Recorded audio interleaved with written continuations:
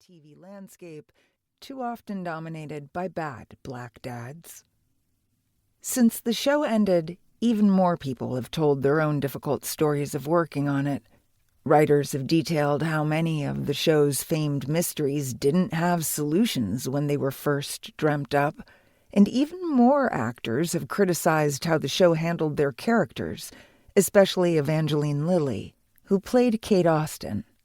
For the most part, these people are proud of the work they did on Lost, but they also think that the show's status as a titan of television requires understanding that making Lost too often left people who weren't white men behind in the dust.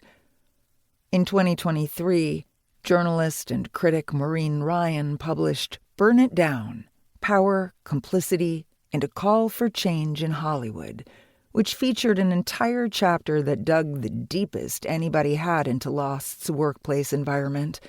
In particular, Ryan chronicled a writer's room filled with jokes that ranged from badly off color to outright racist and sexist.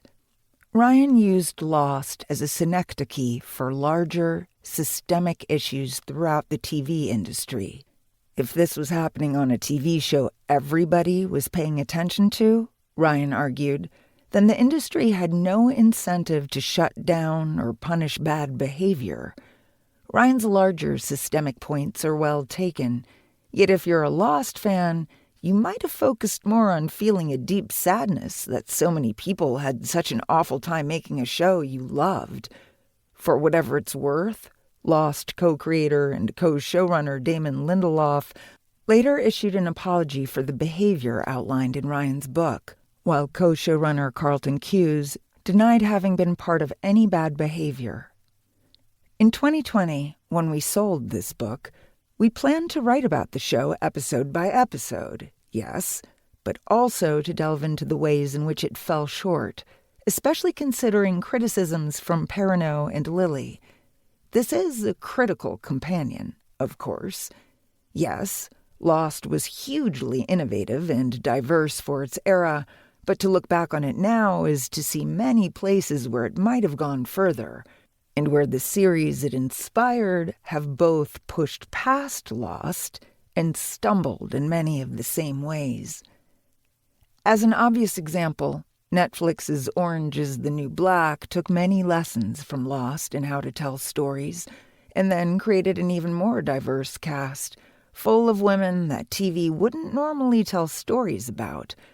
Yet that series, too, encountered sustained criticism for how its mostly white writing staff told stories about its mostly black cast of characters.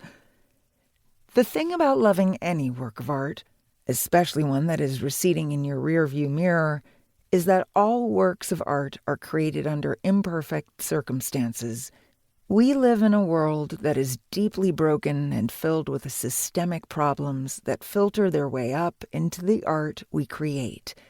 We should not use this truth to excuse bad behavior.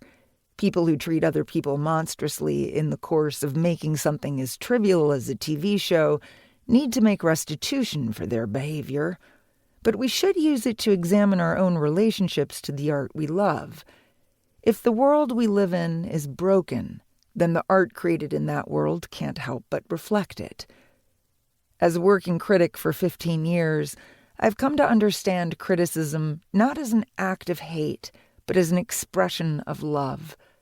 I will only get this particular about the things I really care about, and when it comes to Lost, well, I can get very particular indeed.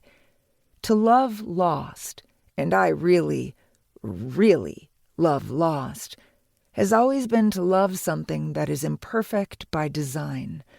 No TV show that lasts more than 120 episodes can hit a home run every time, and fans of the series have always known that. Yet in 2024, to love Lost also means learning to dig deeper into how those imperfections might reflect the darker qualities of the world. So then, let's venture forth, back into the deep and abiding mysteries of the island. Emily St. James, September 2024. To keep listening to this audiobook for free, click the link in the description. It will take you to a free Audible trial where you can listen to this and many other books for free for 30 days.